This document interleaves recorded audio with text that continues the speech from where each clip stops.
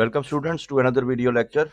Last time हमने federal board से first year का structure of the plasma membrane पढ़ा था।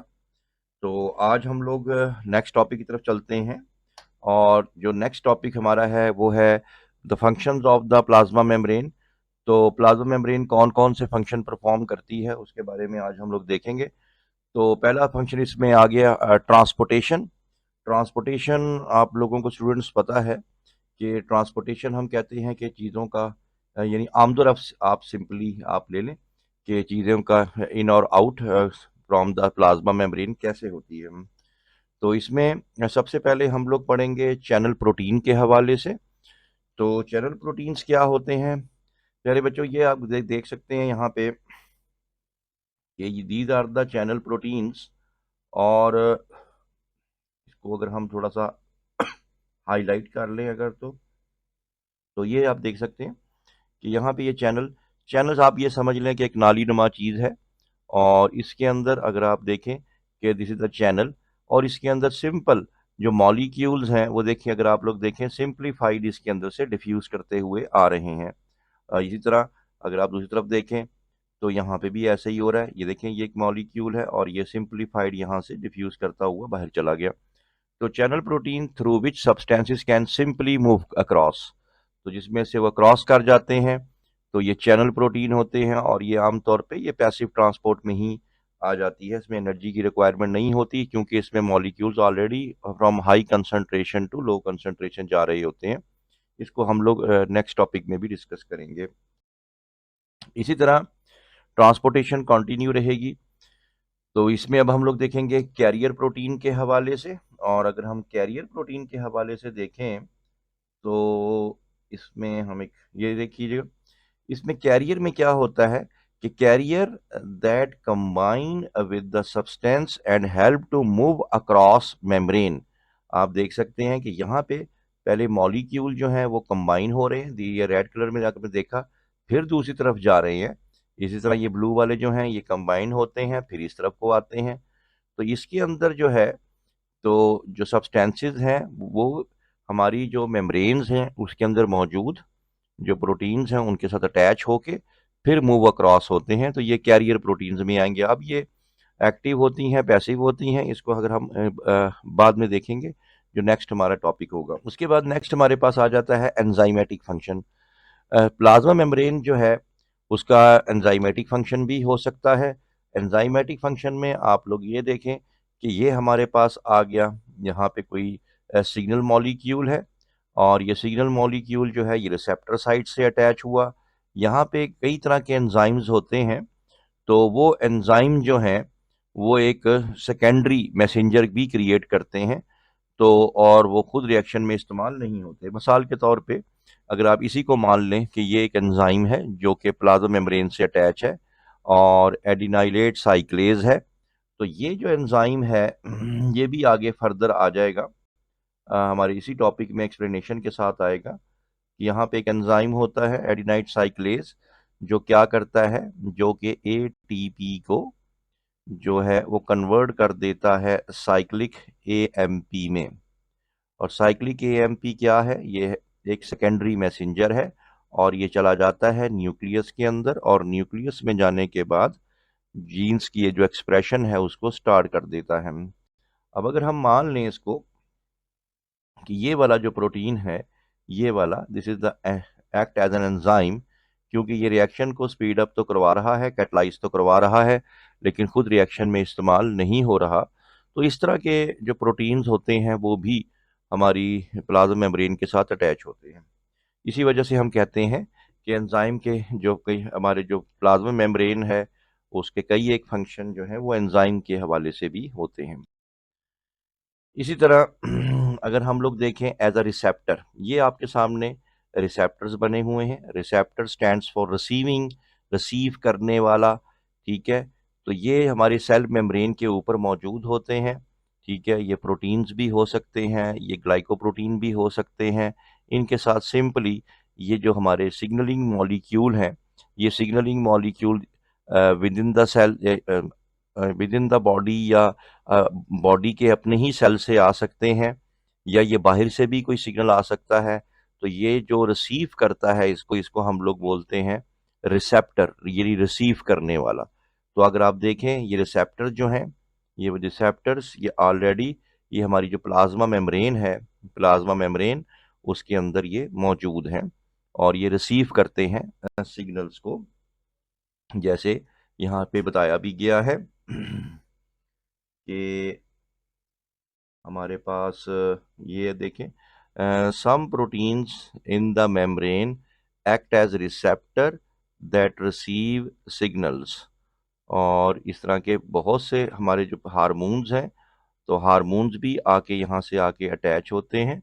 तो इस वजह से इसके अंदर हम हार्मोन्स को इसी वजह से प्राइमरी मैसेंजर भी कहते हैं।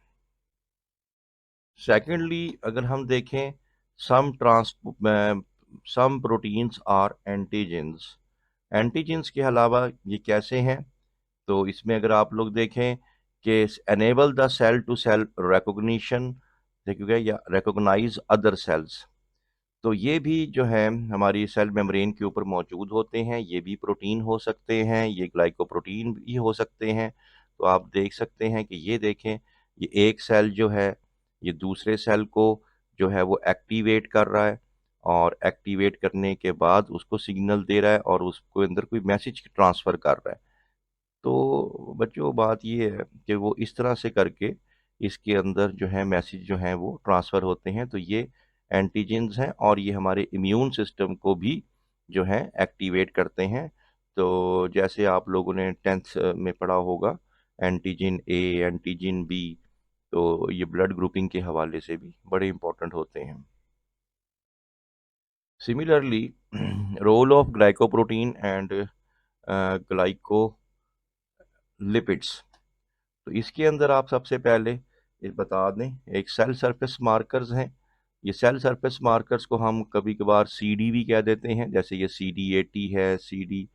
इनका फ़ायदा क्या होता है, इससे बेसिकली हम लोग अपने सेल्स को रिकॉग्नाइज कर लेते हैं। हर सेल का, बॉडी के जो डिफरेंट सेल्स हैं उनका अब एक आम अपना एक डिस्टिंग्विशिंग CD नंबर होता है। जैसे आप लोगों ने पढ़ेंगे आगे जाके कि जिस तरह हमारे पास होते हैं हमारे हेल्पर टी लिम्फोसाइट्स।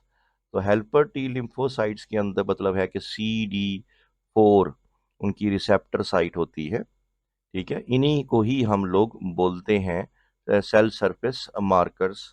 तो सेल सरफेस मार्कर जो हैं, इनका फ़ायदा क्या है, इनका फ़ायदा ये है कि involve in cell to cell recognition and sticking the correct cells together in tissue. यानी ये सेल जो हैं हम CDs की वजह से ही, सेल सरफेस मार्कर की वजह से एक दूसरे को पहचानते हैं, और इसी वजह से वो अपने सही अकॉर्डिंग टू देयर कंपैटिबिलिटी दूसरे सेल से जाके अटैच हो सकते हैं, ठीक है। या इसी से ही हमारा इम्यून सिस्टम भी एक्टिव हो सकता है। जनरल प्रॉपर्टीज़ की अगर मैं बात करूं, तो जनरल प्रॉपर्टीज़ में सेल मेम्ब्रेन जो है वो ट्रांसपोर्टेशन ऑफ करवाती है। हम पहले भी पढ़ चुके हैं स्ट्रक्चर के अंदर कि सेल मेम्ब्रेन जो है वो सेमी परमिएबल होती है, उनके थ्रू बहुत से आइंस और मॉलिक्यूल जो हैं वो क्रॉस होते हैं। और इसी तरह ये मेंटेन करती है पीएच को। डेफिनेटली कार्बन डाइऑक्साइड हो गई, हाइड्रोजन आइंस मूवमेंट हो गई, सेल से बाहर जाना या सेल के अंदर आना, इससे भी सेल की पीएच मेंटेन होती है। इससे सेल की जो आयनिक कंसंट्रेशन है वो मेंटेन होती है। तो इससे क्या होता है कि जब पीएच मेंटेन होती है, तो आप पढ़ के आए होंगे कि हर एंजाइम को बेटर काम करने के लिए ऑप्टिमम पीएच चाहिए। तो जब सेल मेम्ब्रेन सेल के अंदर पीएच अच्छे से मेंटेन कर देगी, तो डेफिनेटली उसकी जो एंजाइमेटिक एक्टिविटी है एंजाइम की, वो बढ़ जाएगी। तो लिहाजा ये आप लोग इसके अंदर मेंशन कर सकते हैं। इसी तरह डिफरेंट कुछ टेक्निक्स हैं जिसमें हम लोग सेल मेम्ब्रेन के हवाले से स्टडी करते हैं उनको। तो इसमें first of all biophysical method की डेफिनेशन आ गई है। बायोफिजिकल मेथड्स आर टेक्निक्स, ये कुछ ऐसी टेक्निक्स होती हैं टू स्टडी द स्ट्रक्चर, पहली चीज आ गई स्ट्रक्चर, जिसमें हम स्ट्रक्चर या साख देखते हैं, उस चीज की हम लोग प्रॉपर्टीज देखते हैं, खूबियां, या उनके कोई फंक्शन या डायनेमिक्स देखते हैं। किस चीज के? बायोमॉलिक्यूल्स के। Biomolecules, the molecules of living organism, कहाँ जाके? एट एटॉमिक और मॉलिक्यूलर लेवल। बच्चों बात सिंपल सी है कि आप जब किसी भी बायोमॉलिक्यूल को, जो जिंदा चीज के अंदर मौजूद है, प्लांट में है, बैक्टीरिया में है, उस मॉलिक्यूल को आप एटॉमिक या मॉलिक्यूलर लेवल पर जाके जब देखते हैं, उसी को ही हम लोग बोलते हैं बायोफिजिकल मेथड। इसमें डिफरेंट है, जैसे ये हमारे पास आ गई है एक atomic force, atomic force atomic force microscope आ गई है, ये आपके सामने है।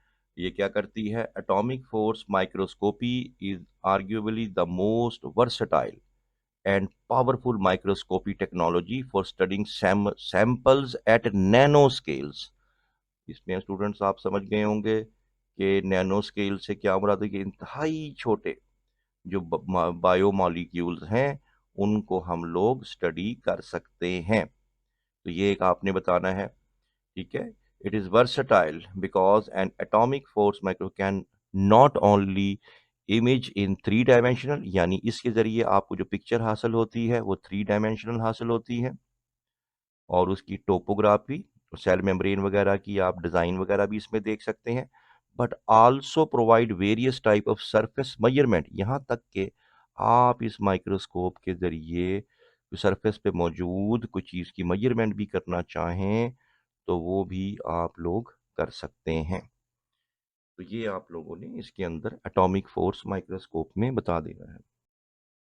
सेकेंडली हमारे पास एक और टेक्निक है, सुपर रेजोल्यूशन फ्लोरिसेंट माइक्रोस्कोपी है। The basic principle underlying this technique is that position of a single molecule can be localised. इसमें आप यही देख लें, आप ये बहुत ज़्यादा एक्यूरेसी है, किसी सिंगल मॉलिक्यूल को भी आपने एक्यूरेटली फाइंड आउट करना है। फॉर एग्जांपल हम बात कर लेते हैं सेल मेम्ब्रेन की, और वो अगर नैनोमीटर्स में भी है तब भी ये उसको लोकेट कर लेगी। तो ये आपने इसमें बता देना है। तो उसके बाद आ जाता है स्कैनिंग इलेक्ट्रॉन माइक्रोस्कोपी आ जाएगा। It gives topography again. अब इसके अंदर अगर हम बात करें स्कैनिंग के अंदर, ये ऐसी माइक्रोस्कोपी है जो आपको स्ट्रक्चर के बारे में बताएगी, आपको उस सेल मेम्ब्रेन की डिज़ाइन के बारे में बताएगी, topography data of prepared membrane. SEM also determine the pore size. अब आप देखें सेल मेम्ब्रेन में जो पोर्स होते हैं उसके साइज के बारे में भी बता सकती है, और इस में हम माइक्रोस्कोपी को बोलेंगे इलेक्ट्रॉन स्कैनिंग इलेक्ट्रॉन माइक्रोस्कोपी, या हम लोग इसको सिंप्लीफाई SEM भी कह सकते हैं। मतलब कहने का ये है कि जितनी माइक्रोस्कोपिक टेक्निक्स बेहतर होंगी उतनी ही डिटेल्ड स्टडी और उस चीज़ को अंडरस्टैंड करना बेहतर हो जाएगा। तो ये आप लोगों ने बता दिया। तो बहुत शुक्रिया, थैंक यू वेरी मच। किसी भी किस्म का कोई क्वेश्चन हो तो आप कमेंट सेक्शन में डाके इसके बारे में पूछ सकते हैं। इंशाल्लाह फिर मिलते हैं नेक्स्ट लेक्चर के साथ। Thank you very much.